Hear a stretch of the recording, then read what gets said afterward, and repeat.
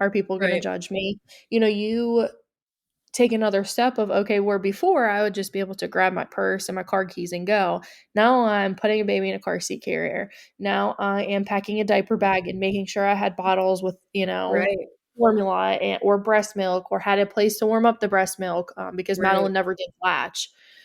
So it was more steps that you had to take in order to even get out of the house. And then once you were out of the house, you kind of worried about what happens if I'm out and crying.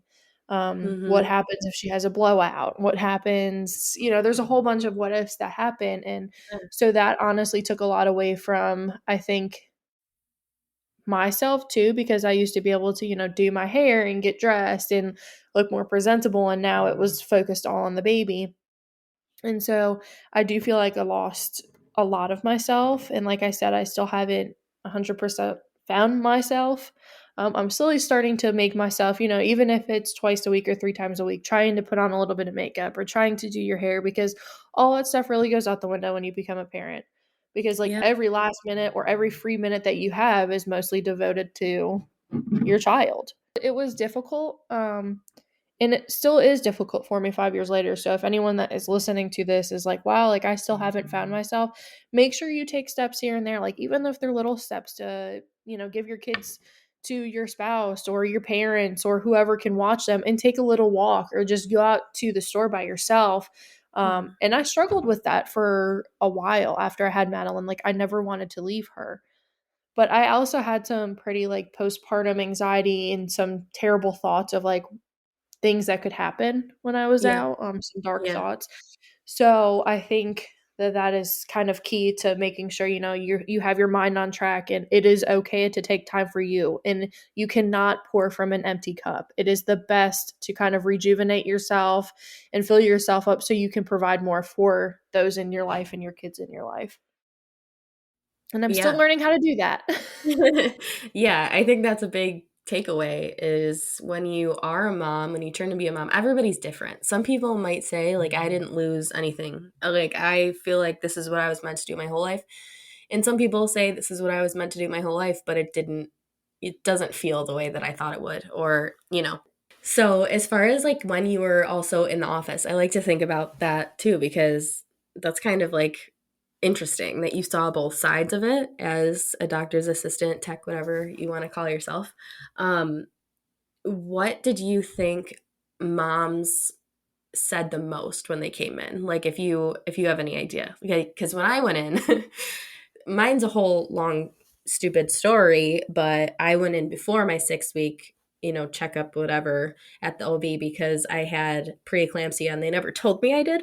So I was getting my blood pressure checked and whatever. But it is just mind blowing to me that it's 6 weeks. I mean, I think some places are less than that to go in after you give birth, but I had a C-section. I went in and I just remember like blanking of what I even wanted to say. I think there was like a little survey you fill out for your mental health, but You do. nothing Yes. really like talked about. Like it didn't feel like really anybody cared or like there was Well, time devoted to it. the thing about that survey is, and I remember even saying this to, even after when I had my second, that they come in, even so what they do is they monitor if you have a history of mental health beforehand, you are at an increased risk of having it postpartum. Right. So if you have that on your chart anywhere that you've taken medication for anxiety or depression, they monitor you. Well, I use that term like loosely. Yeah. So they give you that depression scale. And Hmm. I remember saying to the doctor, as a patient, not when I, worked there, but I remember saying, of course I'm going to be happy. I just had my baby and she's sitting on my chest and I'm doing skin to skin. And then a nurse an hour later brings in this scale when I was still in the hospital. I'm like, of course I'm going to be happy. I just had Yeah. my baby. My, Yeah. serotonin levels are through the roof. Right. I don't think about this stuff, but honestly, the thing I think that was the hardest is when, I mean, my husband actually only had, I think, a week off after Olivia, but like 3 weeks off after Madeline. And I think that that was the hardest thing is when my husband went back to work, because then I had to take care of this baby by myself. I didn't have anyone to turn to for adult conversation. I didn't have anyone where I could hand off and be like, okay, I need a minute. It's your turn. But a lot of the moms that would come in, you know, we did see a lot of postpartum depression and anxiety. We did. And it was, I think they actually changed now to where they're wanting to see moms at 3 weeks and at 6 weeks. Yeah. Yeah, I saw that when I was looking into it yesterday, and that's good But to I don't even know. feel like Still 3 I weeks don't is even like feel like that is enough. I no, don't. no. So Madeline was an unplanned C-section. I went in, my water had broke, and I went in and I was only, I believe, 1, maybe 2 centimeters dilated. So they did need to start Pitocin on me, because I Right. wasn't contracting as well or as frequent as they would have liked. So then I went ahead and got my epidural because Pitocin is pretty strong. It kicks your butt. Yeah. And so then I got my epidural, and then I actually got to fully dilated. I got to 10 centimeters, and I was able to push. And I pushed for 3 hours, and she Goodness. did not did not want to come out. Yeah. The doctor had warned me. She was like, I think she's face up, so it's making it harder. So when she comes out, she might have a cone head, more on her forehead. And I said, that's okay. Um, we need to do the C-section now. I'm exhausted. We did the C-section, and come to find out, she wasn't even engaged in my pelvic bone. She wasn't even engaged, ready to go. Her head was completely fine. So Oh my god. I think I struggled also a lot postpartum with like my delivery that I wanted. I wanted to have a vaginal Yeah. delivery and I didn't get that. And I think that also had a lot to do with my anxiety and depression. But I remember, long story short, I remember I think she was 2 weeks old on Easter, and this was only when they had the 6 week postpartum checkup, because they just recently changed it.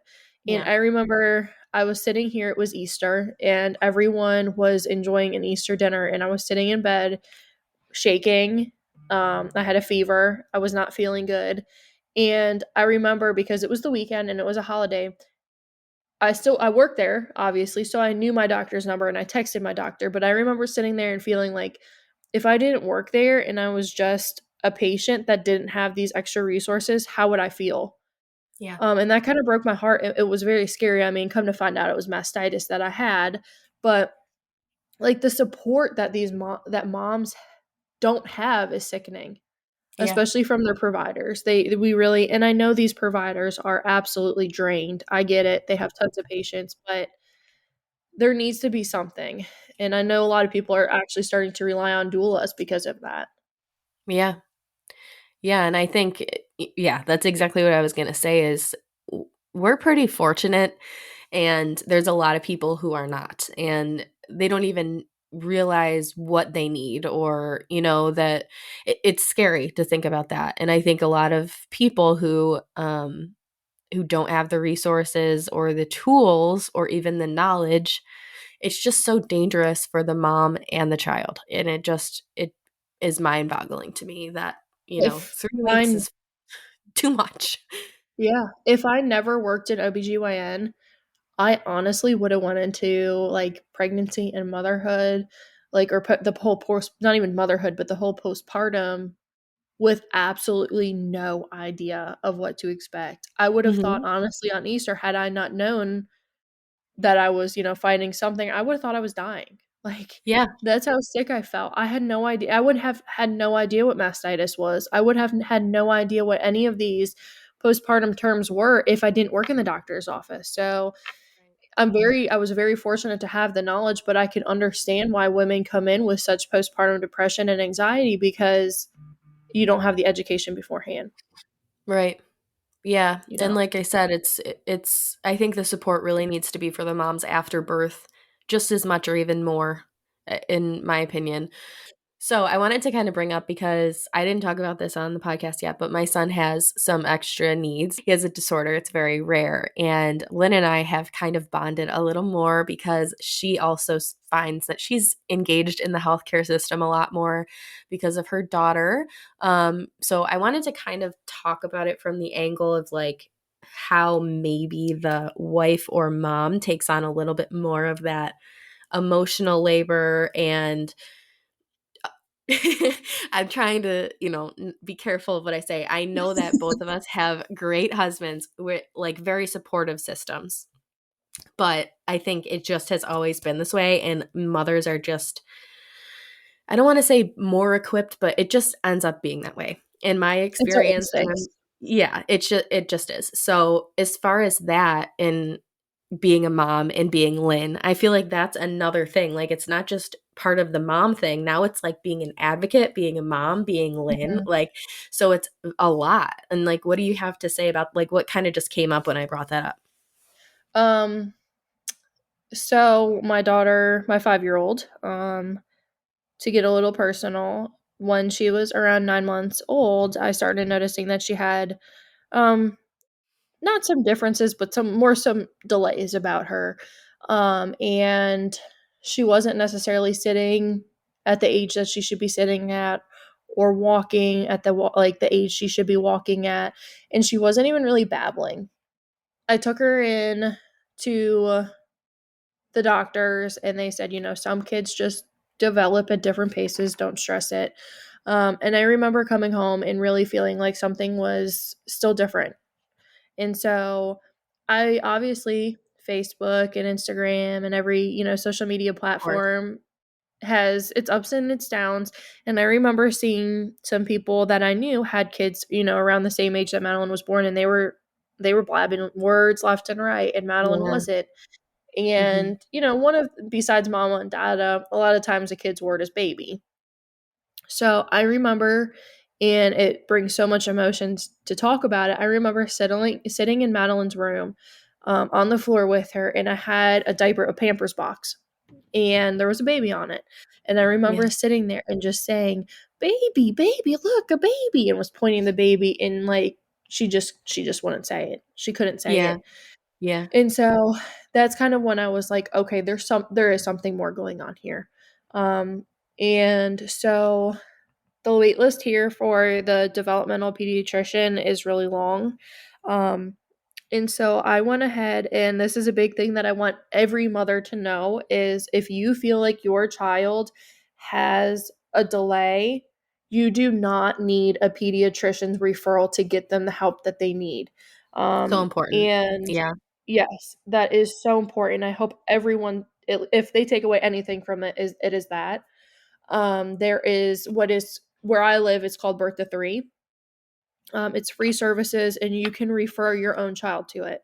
So when I started noticing those differences, I went ahead and referred Madeline into it, and she got into it, and then she was in it for about a year, and then COVID hit. Mm. And then that's when I finally actually could get in with a developmental pediatrician a few months later. And so we saw the first developmental pediatrician, and the developmental pediatrician said, well, she just has a global developmental delay. And Okay. I kind of turned to my husband. I'm like, listen, she's like almost 3 years old and she's not saying anything. Like, she had no interest in potty training. She could not say anything besides mama and dada. Yeah, she was a very social kid, but social in the Right. aspect of where she liked being out in public and she liked smiling at people. But in terms of vocabulary, she didn't say much at all, to the Mhm. level that she should have been saying. And so we got home and I was a little disgusted by it. And so it was kind of a blessing, that a few months later, I actually got a letter in the mail saying that this doctor was no longer part of the practice anymore. So I Mm. was like, this is my clue. So I called the Mhm. practice back and I said, I just want to say that I got the letter in the mail saying that this doctor is no longer here. So is there any way I can see someone else? Because I respectfully disagree with what the first doctor had said. So they said, Good for we're you. closing the office where you're at. You're going to have to drive 2 hours. I said, that is fine. So we drove 2 hours. And I'm not even kidding. Within the first 15 minutes of this new doctor sitting with Madeline, she's like, I confirm what your suspicion is. She does have autism. So it's kind of been a long journey of finding Madeline the therapies she needs, what to do for her. She is 5 and she's still saying the basic words. Mhm. She's nonverbal for the most part at this moment still. So, Yeah. parenthood is all a journey in itself, but then to add, like to add a child that is more either medically complex or developmentally delayed, it's very hard because you have those extra therapies, you have those extra appointments, and it can really take a strain on yourself. It can. Mhm.